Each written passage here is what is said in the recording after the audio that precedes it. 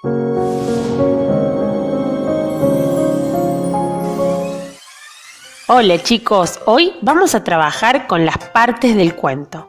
Estamos muy cerca de empezar a escribir los nuestros y es necesario que sepamos algunas características de ellos.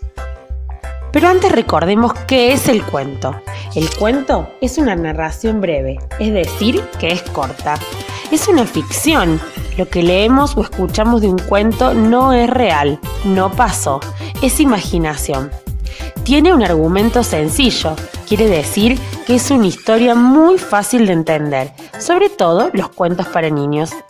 Todos los cuentos tienen personajes, como ya vimos son ficticios y están los principales y los secundarios que los acompañan. Las historias se desarrollan en un escenario, es decir, en un lugar, por ejemplo el bosque, el campo, un castillo. Para escribir cuentos debemos seguir un orden al contar la historia. Por eso es importante tener en cuenta las partes del cuento. Comencemos por el inicio, que es cuando iniciamos el cuento, se presentan a los personajes y su normalidad, es decir, cómo viven y lo que hacen. Y se presenta dónde se desarrolla la historia, el lugar, el escenario. En el desarrollo es donde se va a desarrollar el conflicto o el problema del o los personajes principales. Aquí es donde se rompe la normalidad, algo sucede y cambia. Esto nos va a llevar a un final, cuando se soluciona ese conflicto o problema. También es llamado el clímax, la parte más interesante del cuento, cuando se cuenta cómo se resolvió ese problema y qué hicieron para solucionarlo. Veamos un ejemplo, pero en este caso con el cuento de los tres chanchitos. En el inicio, la presentación, la introducción o el principio. Como dijimos, para comenzar un cuento se presenta la historia y debemos explicar quiénes son los protagonistas, cuándo y dónde sucede la historia. En este caso, eran tres chanchitos, hermanos entre sí, que vivían muy tranquilos en el bosque.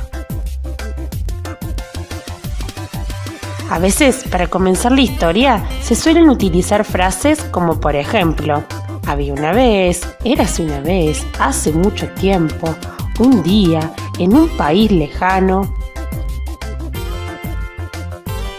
En el desarrollo, en el nudo, vamos a encontrar que aquí es donde surge el problema y se cuenta lo que sucede. Hay palabras o frases que nos indican el comienzo del problema. Por ejemplo, después, más tarde, a continuación, luego, cuando, al cabo de un tiempo.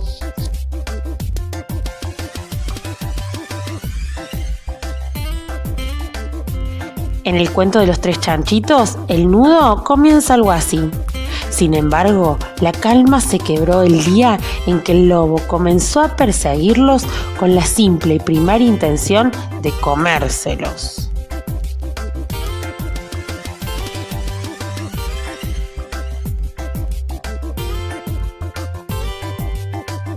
Y por último, el desenlace o final. Este es el final de la historia. Y para escribir el final de un cuento debemos explicar cómo se resuelve el problema que tienen los protagonistas. Y se utilizan frases como por ejemplo, al final, finalmente, por último. En el cuento de los tres chanchitos, el problema era que el lobo quería comerse a los protagonistas de la historia. ¿Pudo resolverse el problema? ¿Cómo? ¿Qué sucedió? Pero el astuto hermano mayor puso al fuego una olla con agua.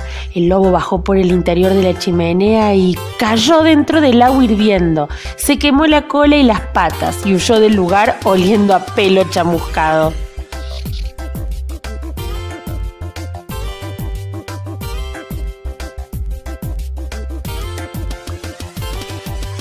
Recuerden siempre que todos los cuentos tienen un inicio, un principio, un nudo, un conflicto, un problema en su desarrollo y finalmente un desenlace, un final.